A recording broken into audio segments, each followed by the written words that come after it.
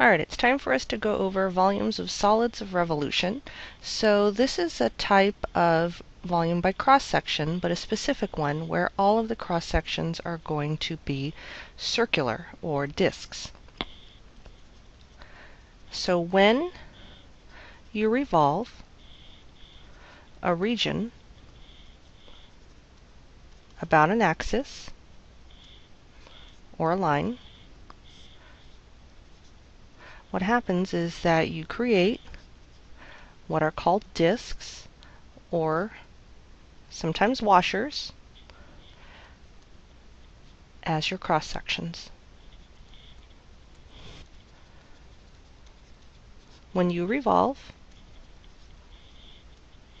about the x-axis, you will be integrating with respect to x, because you're going to have cross-sections that are going to be summed up all along the x-axis.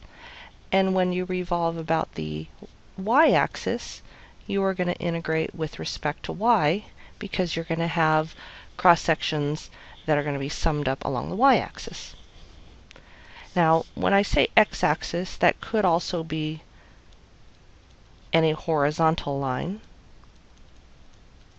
And when I say y-axis, that could also mean any vertical line. Okay, so the area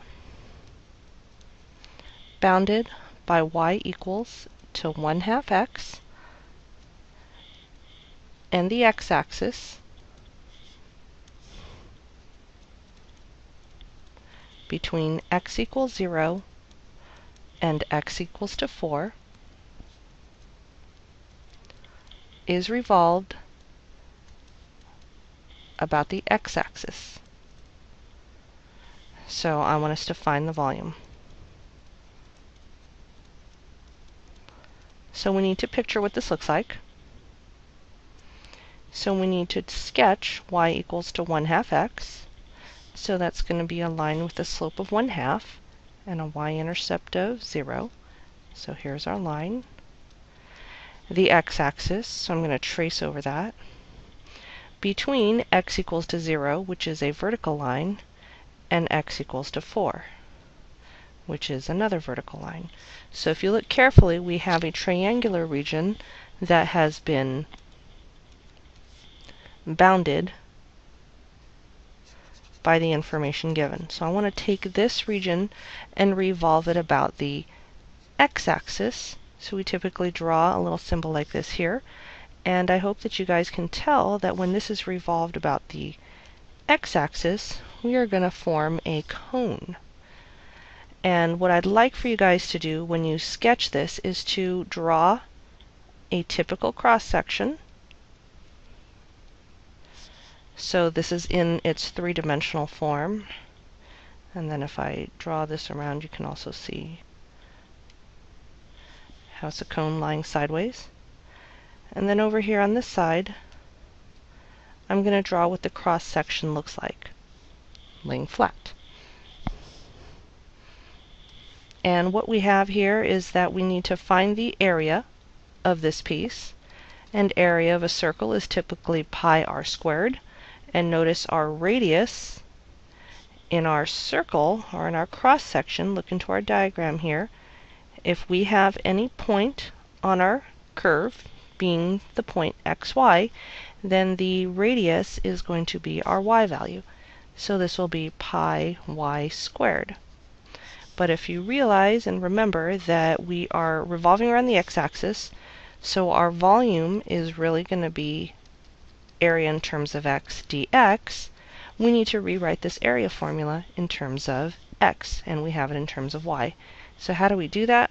Well, again, we have to use our function, and that gets plugged in for the y. So there's always going to be some sort of substitution in there. So this is going to be pi times 1/2 x quantity squared dx, and we're going to sum up all of these circles from 0 to 4. And again, a very simple integral for you to do, so I'm not going to bother to finish this off. Now let's just change this example up just a little bit. The area bounded, now I'm going to write BDD from bounded, by y equals to 1/2 x and the y-axis between y equals 0 and y equals 2 is revolved about the x-axis. So a lot of the same features as the first problem, namely the line y equals to 1/2 x. But I want that, the y-axis, between y equals to 0 and y equals to 2. So notice this time I have a different region. I have this upper portion, and I'm revolving it around the x-axis, so I get a different section that gets created. I always suggest that you guys draw its image reflection onto the other side of the axis. I really think that it goes a long way in terms of helping you understand what it looks like. And this is what's called a washer. So if we have a point here and a point here and we revolve them, the point on the outside will revolve and make this big circle. The point on the inside will revolve and make a smaller circle, thus creating what we call a washer. It's basically like a donut shape that's flat.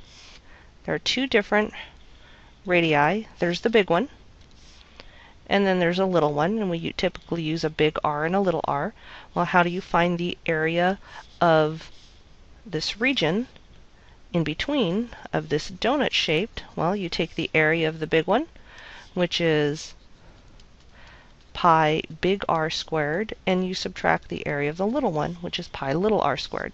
Please make sure you guys know that it is not big R minus little r quantity squared. This would be incorrect. So we need to find the volume, and we're going to sum this up from 0 to what again here? Let's see if this is a 2. We're going to sum it up from 0 to 4, and we need the area, so we need to write the big radius. Now if you notice, if we draw several of these cross sections, what is changing as I move my discs around? Well, only the hole is changing. The bigger radius is always the same. Big R is constant. It actually is always 2. Little r is what's changing, and that's determined by the line y equals to 1/2 x. So little r is y, which is 1/2 x.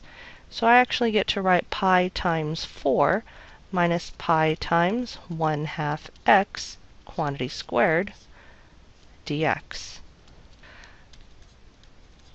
Alright, example 3. This time I want us to revolve the same region in example 2, but I want to revolve it about the y-axis instead. So let's take a look at what this looks like. So we already know what the region looks like. It's y equals to 1/2 x.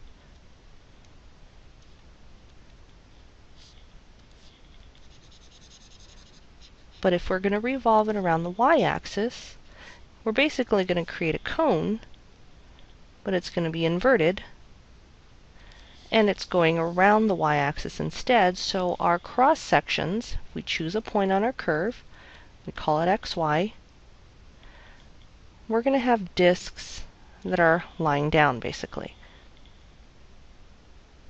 Okay, and so they're going to be stacked vertically one on top of each other. So our volume in this case will be determined by the area with respect to y, because we are going to be summing it up in the y direction. So if we take a look at our cross section, the radius of this is going to, in this case, be our x value, because if you look at this diagram, that is our x value. But we have our y value, we have our equation in terms of y, so we can write this as x equals to 2y. So when we write out our volume, we have pi r, which is 2y squared dy, and we're going to sum this up from 0 to 2. We've got one last example, example 4. This time we're going to repeat example number 2, but we're going to revolve it about the line y equals -1. So this one's going to be a little bit tougher.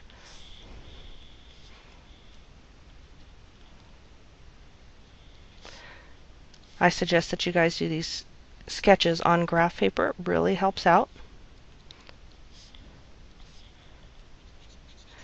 Alright, so if we are revolving about the horizontal line y equals -1, that means there's sort of a gap in here. Every point on here, if you think about from geometry, is going to be equidistant away, so the reflection, mirror image, will be this onto the other side. It'll be this piece over here. So if I were to take a point up here on this outside, we're going to have this big disk, and then the point on the inside, which is on our line y equals 1/2 x, that's the radius that's going to be changing, and it's going to be like this. And look carefully to make sure you can see what the little r and the big R values are going to be. So if we draw a cross section over here on the side, the big R value is always going to be the distance your axis is away from that horizontal line. So in this case, big R equals to 3. Now what is the little r? Be careful. Now if you call a point on your curve x, y, what does the y represent? The y represents only the distance between that point and the x-axis. We have this extra 1 here. So little r is actually y plus 1. And in our case, we're going to write this out as 1/2 x plus 1 because we're going to be working this out with respect to x. So we're going to write out the volume formula equal to the integral from 0 to 4, and we're going to use pi times big R squared minus pi times little r squared dx.